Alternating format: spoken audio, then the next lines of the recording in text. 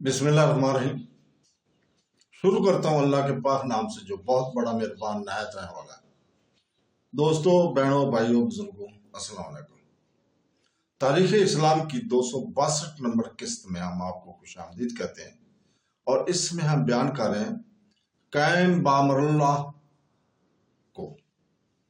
خلیفہ ابو جعفر عبداللہ قائم بامر اللہ بن قادریہ بلّہ 5 ذکا سن 391 ہجری میں ارمنی ولد مسومہ بدرالجی کے بطن سے پیدا ہوئے تھے۔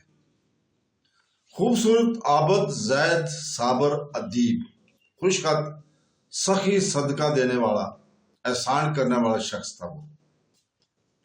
جلال الدولہ کی کوئے حکمرانی خود کمزور ہو گئے تھے۔ اس کی فوج میں آئے دن بغاوت برپا رہتی تھی۔ سن 425 ہجری میں جلال الدولہ نے خود بغداد کے محلہ کرخ میں اقامت اختیار کی اور ارسلان ترکی المعروف بابسیزری کو بغداد کے حصہ غربی پر مأمور کر دیا۔ بساسیری نے غلبہ تسلط حاصل کر کے اہل بغداد کو بہت ستایا اور خلیفہ کو بھی تنگ رکھا اور انواع اور اقسام کی گستاخیاں کر کے خلیفہ کو بالکل بے دست و پا اور مثل قیدی کے بنا دیا تھا۔ شیعہ سنیوں میں فسادات برپا ہوئے۔ بسا بصیری بھی چونکہ شیعوں کا حامی تھا، اس لیے سنیوں کو بڑے بڑے نقصانات برداشت کرنا پڑے۔ سن 427 میں فوج نے بغاوت کی اور جلال الدولہ کے مکان کا محاصرہ کر کے لوٹ لیا۔ جلال الدولہ تقریت چلا گیا۔ خلیفہ قائم بامر اللہ نے بیچ میں پڑھ کر فوج کے ترکوں اور جلال الدولہ میں مصالحت کرا دی تھی۔ سن 428 میں جلال الدولہ اور اس کے بھتیجے ابو کلجار میں مصالحت ہو گئی اور ایک دوسرے نے اتفاق قائم رکھنے کی قسمیں کھائیں۔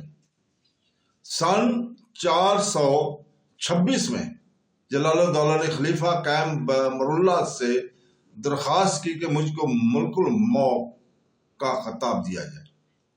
ملک الملوک کا خطاب دیا جائے۔ خلیفہ نے علماء فقہ سے اس خطاب کے جواز کا نسبتاً استفادہ کیا۔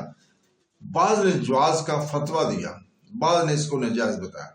آخر خلیفہ نے جلال الدولہ سے مجبور ہو کر موجوزین کی رائے پر عمل کیا اور جلال الدولہ کو ملک الملوک کا خطاب دے دیا۔ اور سن 431 ہجری میں ابو کلجار نے بصرہ پر فوج کشی کر کے وہاں کے عامل کو بے دخل کر کے قبضہ کر لیا تھا اور اپنے بیٹے عزر الملوک کو بصرہ کی حکومت سپرد کر کے خود اہواز کی جانب چلا گیا تھا۔ اسی سال تغرل بیگ سلجوقی نے خراسان میں سلطان مسعود بن محمود سبکتگین کے سپہ سالار کو شکست دی اور نیشا پور پر قابض ہو گیا اور خراسان پر مستولی ہو کر سلطان اعظم کے لقب سے وہ مشہور ہوا۔ اسی سال تغرل بیگ اور جلال الدولہ کے درمیان صلح نامہ لکھا گیا اور خلیفہ نے اپنے خاص ایلچی قاضی ابو الحسن کو تغرل بیگ کے پاس روانہ کیا۔ ماہ شعبان سن 435 میں جلال الدولہ نے وفات پائی اور لوگوں نے اس کے بیٹے ابو منصور ملک العزیز کو جلال الدولہ کا قائم مقام بنایا، مگر ملک العزیز لشکریوں کو ان کے حسب منشا انعام اور وظائف نہ دے سکا۔ لشکر میں بددلی پیدا ہوئی۔ اسی موقع سے فائدہ اٹھا کر ابو کلجار نے بہت سا مال سرداران فوج کے پاس بغداد میں بھیج دیا اور اس کے نام کا خطبہ پڑھا گیا۔ ماہ صفر 436 میں وہ بغداد میں داخل ہوا اور خلیفہ نے اس کو محی الدین کا خطاب عطا کیا۔ سن 439 میں ابو کلجار المخاطب با محی الدین بن سلطان الدولہ بن بہاءالدولہ بن عزیز الدولہ بن رکن الدولہ بن بویا دلیمی نے سلطان تغرل بیگ سے اپنی بیٹی کا عقد کر کے مصالحت کی۔ ابو کلجار نے نائب السلطنت بن کر اصفہان اور کرمان کے علاقوں پر اپنی تدبیر اور رائے اور چالاکی اور فوج کشی وغیرہ کے ذریعے قبضہ کیا اور 4.25 برس حکومت کر کے سن 440 ہجری میں فوت ہوا۔ اس کی جگہ بغداد میں اس کا بیٹا ابو نصر فروز مسند نشین ہوا اور ملک الرحیم اپنا لقب رکھا۔ ملک الرحیم نے بغداد عراق میں حکومت شروع کی اور اس کے دوسرے بھائی نے شیراز پر قبضہ کیا۔ اس سال اہل بغداد میں سخت فساد برپا ہوا۔ بنائے فساد وہی شیعہ سنی کا جھگڑا تھا۔ اس کے بعد ملک الرحیم نے اپنے بھائی ابو منصور خسرو پر، جس نے شیراز پر قبضہ کر لیا تھا، چڑھائی کی۔ لڑائیاں ہوئیں۔ اس کے بعد ملک رحیموں کے دوسرے بھائیوں اور رشتہ داروں نے عراق میں علب بغاوت بلند کیے۔ سن 442 میں شیعوں سنیوں کے درمیان بغداد میں فساد ہوا اور سینکڑوں آدمی طرفین سے مارے گئے۔ اسی سال سلطان تغرل بیگ نے اصفہان پر قبضہ کر لیا اور اپنے بھائی ارسلان بن داؤد کو بلاد فارس کی طرف روانہ کیا۔ ارسلان بن داؤد نے سن 444 میں صوبہ فارس پر قبضہ کر لیا۔ خلیفہ قائم بامر اللہ نے سلطان تغرل بیگ کے پاس ان تمام صوبوں کی سند حکومت بھیجی جو اس نے فتح کر لیے تھے۔ سن 443 میں عید کے موقع پر سلطان تغرل بیگ بغداد میں آیا اور خلیفہ کے دست بوسی کا فخر حاصل کیا اور خلط و اعزاز سے مشرف ہو کر واپس چلا گیا۔ سن 445 میں بغداد کے اندر شیعہ سنیوں میں ایک بہت بڑا فساد برپا ہوا۔ بغداد کے کئی محلے اس فساد میں جل کر خاک سیاہ ہو گئے۔ خلیفہ قائم بامر اللہ نے اس فساد کو بمشکل فروغ کیا۔ ملک الرحیم شیراز اور بصرہ وغیرہ میں اپنے بھائی بھتیجوں سے مصروف جنگ رہا، یہاں تک کہ سن 447 ہجری کا زمانہ آ گیا۔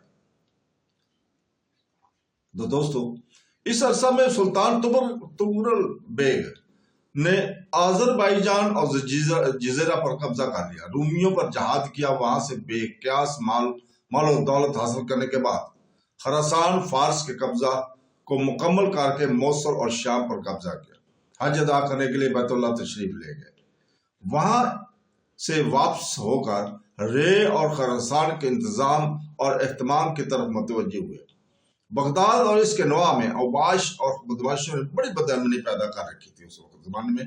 سن 447 میں تغرل بیگ نے خلیفہ قائم بامر اللہ کے خدمت میں اطاعت اور عقیدت کا ایک خط بھیجا۔ اس زمانے میں ملک الرحیم بصرہ سے بغداد آیا ہوا تھا اور خلیفہ کو مشورہ دیا کہ تغرل بیگ سے مراسم اطاعت کا قائم رکھنا ضروری ہے۔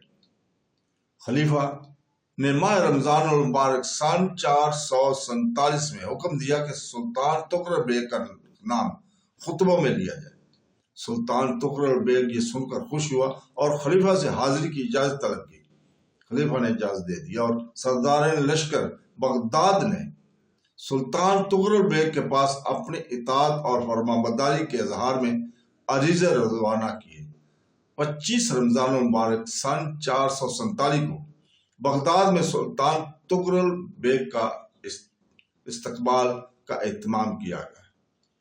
بسا میری چونکہ شیعہ تھا اور حاکم مصر عبیدی سے سازش کر رکھتا تھا، اس نے بغداد میں فساد برپا کرا دیا۔ تغرل بیگ نے وارد بغداد ہو کر ہر طرح کا انتظام کیا، دلیمیوں کی زور قوت کو توڑا۔ سن 448 ہجری کے شروع ہونے پر سلطان تغرل بیگ نے اپنی بھتیجی ختیجہ المخاطب با ارسلان خاتون بنت داؤد کا نکاح خلیفہ قائم بامر اللہ سے کر کے خاندان خلافت سے رشتہ داری قائم کی۔ آخر شوال 484 کو سلطان تغرل بیگ کے چچا اور بھائی قتلمش نے بسا سیری سے مقام سنجار کے قریب لڑائی کی۔ قتلمش کو شکست ہوئی۔ بسا سیری نے صبح موصل پر قبضہ کر کے متصنصر عبیدی حاکم مصر کے نام کا خطبہ جاری کیا اور صوبہ جزیرہ کا والی بھی باغی ہو گیا۔ سلطان تغرل بیگ نے موصل پر چڑھائی کی اور اس کو فتح کر کے باغیوں کو قرار واقعی سزا دے کر सन 479 के शुरू होने पर बगदाद की तरफ लौटा। खलीफा ने बड़ी इज्जत और तकरीम की, एक दरबार मुनक़द किया गया। खलीफा ने तुगलक बेग को कुमक अल मशरक़ वल मग़रब का खिताब देकर तमाम मुल्कों की हुकूमत और इंतजाम को सन अता की। इस अरसा में बसासिरी और वाली मिस्र अबीदी ने सुल्तान तुगलक बेग के भाई इब्राहिम को बहकाकर हमदान में बगावत करा दी। सुल्तान तुगलक बेग हमदान की बगावत फरो करने के लिए बगदाद से रवाना हुआ। बसासिरी ने इस मौका को गनीमत समझकर बगदाद पर कब्जा कर लिया और जामिया बगदाद में मुत्सर अब्बैदी के नाम का खितबा पढ़वा दिया। ये वाक़या जिक्र सन 450 हिजरी का है। बगदाद की शियों ने बसासिरी की हर तरह मदद की। बसासिरी ने बगदाद के अंदर अजानों में हय्युल खैरुल अमल का दावा कराया। बसासिरी के मजालिम से तंग आकर बगदाद के सुन्नियों ने बगावत की, मगर बसासिरी की हुकूमत से फौज से शिकस्त खाकर मकतूल हुए। बसासिरी ने खलीफा के वजीर आजम मारूफ बारेस और रूसा को पकड़कर सलीब पर चढ़ा दिया। यह वाक़या आखिर ज़िल-हज सन 450 हिजरी को वकूअ पज़ीर हुआ।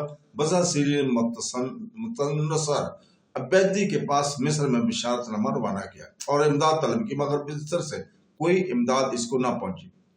इधर बसासिरी के पास खबर पहुंची कि सुल्तान तुगलक बेग को अपने भाई इब्राहिम के मुकाबले में फतह हासिल हो चुकी है। खलीफा कायम बमरुल्ला और इसकी बीवी अरसलान खातून को गिरफ्तार करके बगदाद से बैर किसी मुकाम पर नजरबंद कर दिया गया और कैसर खिलाफत को लटवा दिया गया था। तुगलक बेग ये तमाम खबरें सुनकर बगदाद की तरफ मुतवज्जो हुआ। बसासिरी ये खबर सुनकर 6 ज़िल-हज 451 को पूरे 1 साल बाद बगदाद से चल दिया। तुगलक बेग बगदाद में दाखिल हुआ। खलीफा को बगदाद में बुलवाया और तख्त खिलाफत पर बैठाकर माजरत की कि मेरी गैर हाजिरी की वजह से आपको इस कदर अजियत पहुंची है। इसी अरसा में दाऊद बरादर तुगलक बेग का खरासान में इंतकाल हो गया था। 25 ज़िल-हज 451 हिजरी को खलीफा कायम बमरुल्ला बगदाद में दाखिल हुए। तो दोस्तों, बहनों, भाइयों, बुजुर्गों, इसके साथ ही आज इजाज़त चाहते हैं। कल इंशाअल्लाह ताला हम अगली किस्त आपके सामने लेकर आएंगे। अल्लाह हाफ़िज़।